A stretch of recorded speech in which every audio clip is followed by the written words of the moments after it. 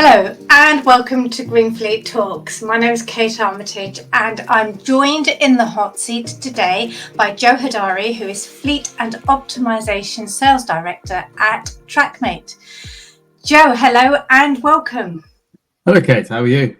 I'm very well, thank you. Now we've just had a little chat because we have met before because you and I are ex-colleagues, Joe. We are many years ago. We worked together briefly at TrakM8 before you moved on.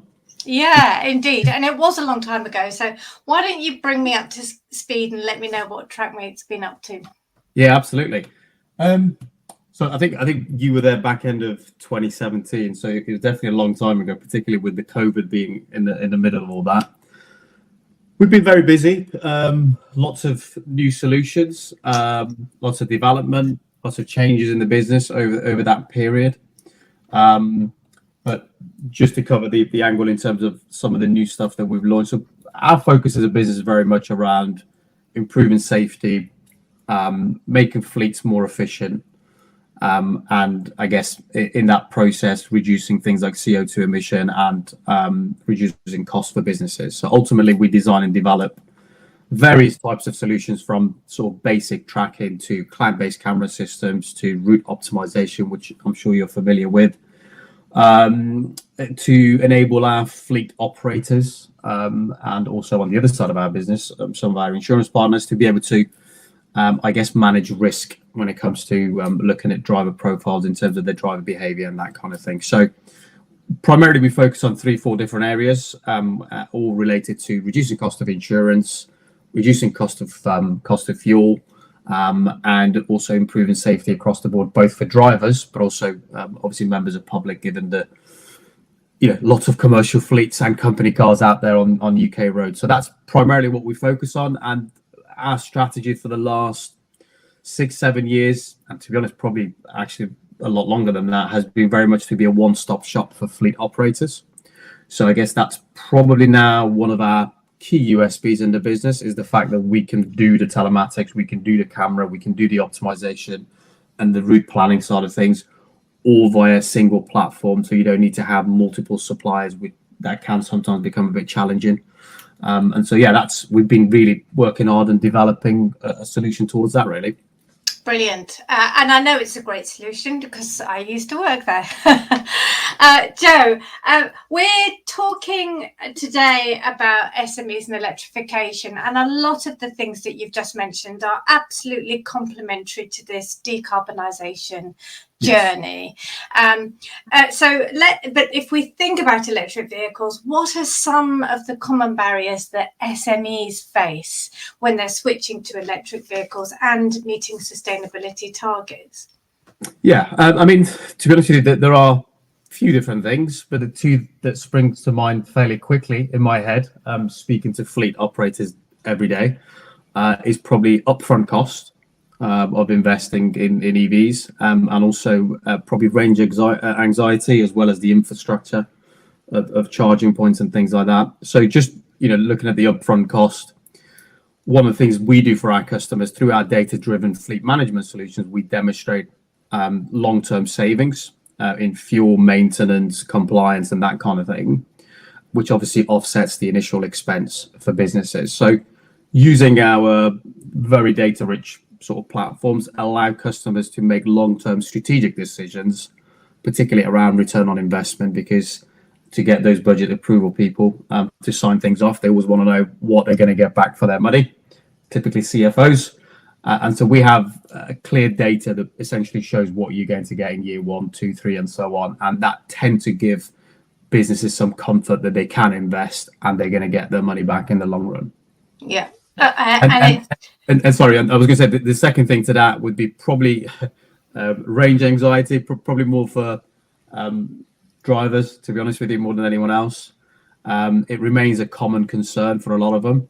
But with TrakM8's advanced route planning and optimization solution, businesses can effectively manage charging schedules and minimize downtime and things like that. So in essence, we can set up some really clever triggers on our platform that can notify them as and when they drop below certain charging point and things like that, direct them to the nearest charging stations and things like that. So there are some tools on our platform that we've built in the last few years that gives drivers a bit more comfort when it comes to range and things like that.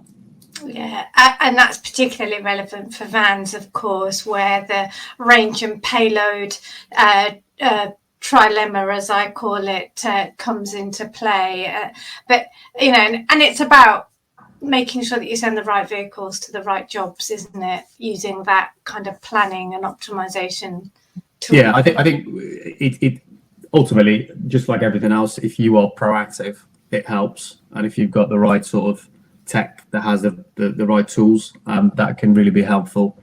And don't get me wrong, I've been myself driving an EV for coming up to 7-8 years now. And initially, in the first 6 months, I can tell you I had range anxiety myself.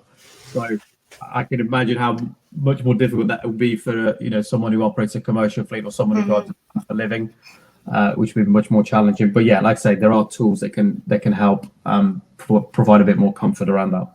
Great. Okay. And what about SMEs that haven't begun that electrification journey yet? How can you help them with that assessment process? Well, I'm going to come back to data because data is what we do, and data is the thing that helps us do a lot of good things. So just leveraging data, using telematics data to make informed decisions about integrating electric vehicles into their fleet.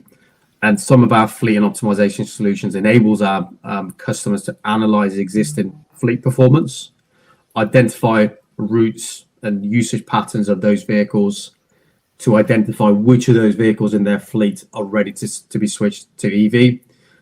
You can definitely not do this at 100 miles an hour. You can't switch hundreds of your vehicles overnight into EVs. It is a thing that you do over a period of time. And I guess using telematics data, particularly also looking at patterns of your fleet performances, you can identify which of the vehicles are ready to be switched. Yeah. Okay. I suppose the obvious question is, if I'm an SME watching this now, do I have to become a customer of TrakM8 and I take the telematics? To be honest, you don't have to. We would prefer if you did, but we can use third-party telematics data. These days, with all different software platforms, it's very easy to get the software platforms to talk to each other. So in terms of pulling data from other systems into our platform and vice versa, it's pretty straightforward. And so we can do that. It doesn't have to be TrakM8 telematics data, but particularly advanced telematics data is really helpful. And when it comes to that, we provide solutions around vehicle health. So as you might be aware, I'm sure we've had a big partnership with EAA that's been going on for a long time. That's allowed us to do a lot of reverse engineering, and so we understand vehicles ultimately, and that allows us to monitor vehicle performance, and businesses can evaluate impacts of EVs on operational cost and against their sustainability targets, and I guess make decisions around that. And the other big thing to obviously take into account is the charging infrastructure, which is remains probably the biggest challenge, to be honest, with everyone. So that's another area that we could help customers by looking at how we can improve that using the data. Great. Okay.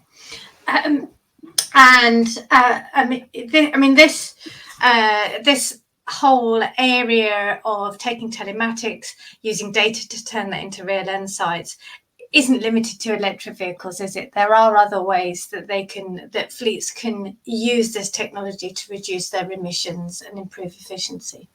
Yeah, absolutely. And so I guess most businesses have ESG targets. They particularly might want to reduce CO2 emissions because they just want to become greener as a business. So they have decarbonisation goals. You don't necessarily have to go and invest in EVs. It might be that right now, from a cost point of view, it's not the right time for your business. Budgets are very tight, and you might wait a bit longer for all the reasons that we've just discussed. That doesn't mean that you cannot become more efficient. You can still use particularly some of our solutions to be able to identify excessive idling, to be able to identify, overuse of fuel in particular areas. And we've got lots of useful tools in our system, particularly around things like league tables, so we can clearly see who are your most efficient drivers in your fleet and who are the ones that need a bit of coaching, a bit of guidance. And so fleet operators can still be efficient without adopting EVs. It's not something you would need to do today. Obviously, if you can, that would be great, because that's the direction we're heading. But you can have a long-term strategic approach and still at the same time use current technologies to be able to make your fleet more efficient without having EVs. And that's almost the gold standard, isn't it? That you drive that efficiency and those energy savings before you even begin the switch to electric vehicles. Yeah, absolutely. And in theory, it can fund some of the costs that people are worried about. Fantastic point. I think the old saying of you need to walk before you can run could never be truer in this case. So you need to start those first steps towards becoming more efficient as a fleet before you run to EVs, because that's not going to solve all your problems at once.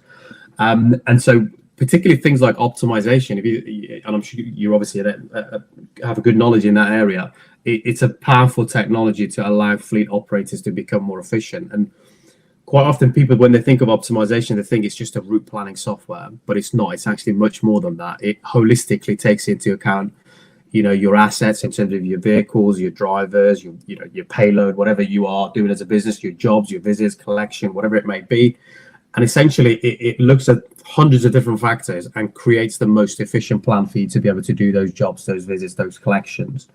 A good example of that is that we provide optimization solutions to a couple of major UK supermarkets. So from the moment you go on their website and start doing some shopping, it's our algorithm in the background that's trying to work out how do we deliver this grocery to this customer in the most efficient manner.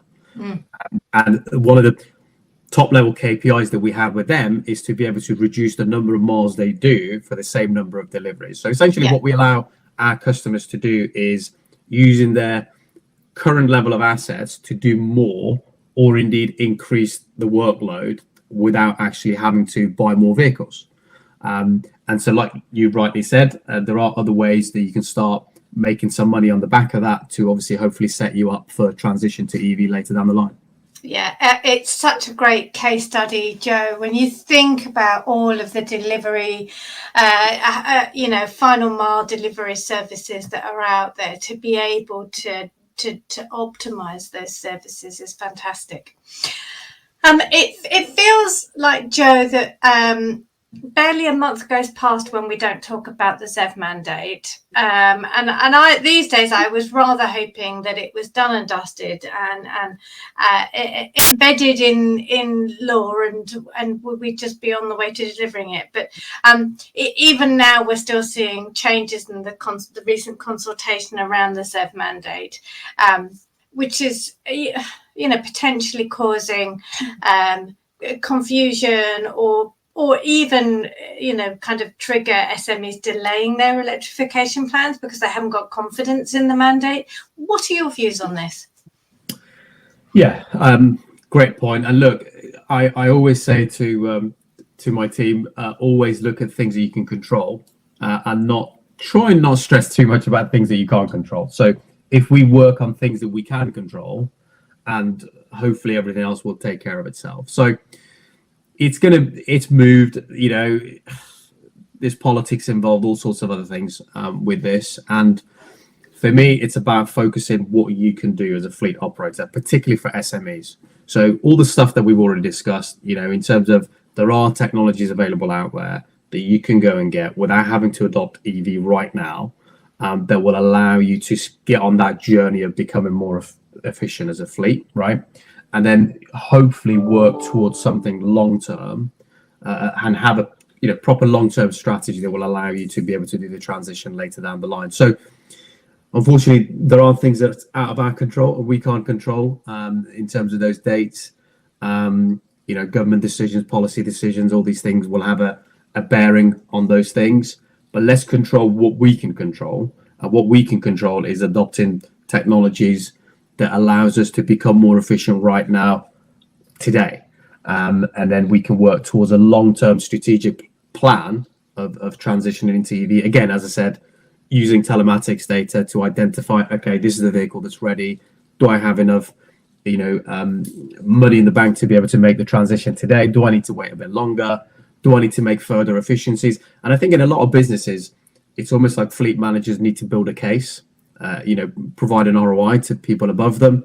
And I think stepping into the world of using telematics data, using optimization to create efficiencies, just almost earn some money to be able to spend later down the line on EV would be the thing that I would focus on, rather than external factors that are not necessarily in my hand and I can't control as a fleet manager.